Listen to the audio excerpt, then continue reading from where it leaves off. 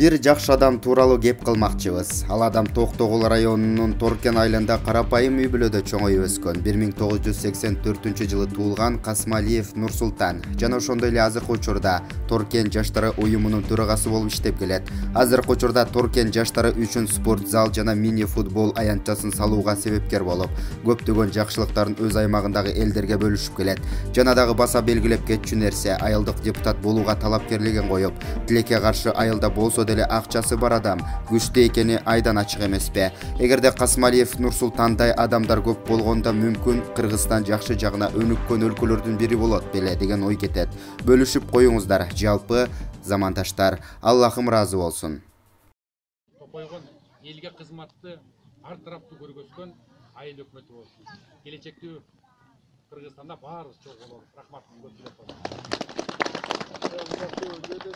Биз баштаганда эле мына маселе жаштар боюнча болду. Жаштардын демилгеси, ошо жаштардын үстүндө турган бирөө болуш керек да.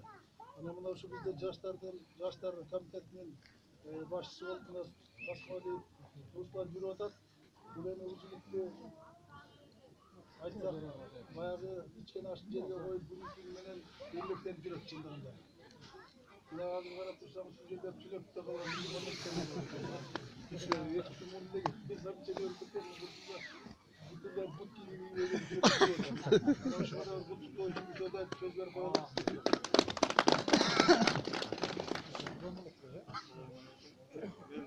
ыраазычылык билдиргенге тураса, биринчиден ушу аксакалдар биз тарбиялап ушул деңгээлге жеткирип атат.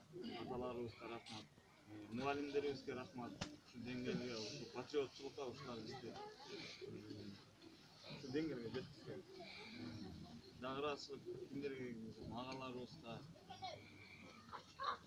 рахмат. Ушу агаларыбыз колдоп айтканыбызды алып берип бул жетпей атат деп көп кишилерге бардык да. Бул тизмени илип коебуз буюрса. Рахмат, баарыңыздарга.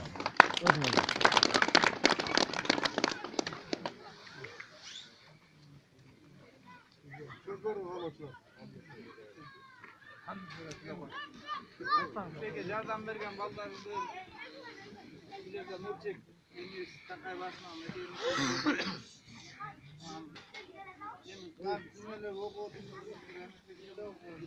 Айнек Кумуш акенин балдары бирешип түшүндү. Мындай балдардан болду. Жайдаш аке деген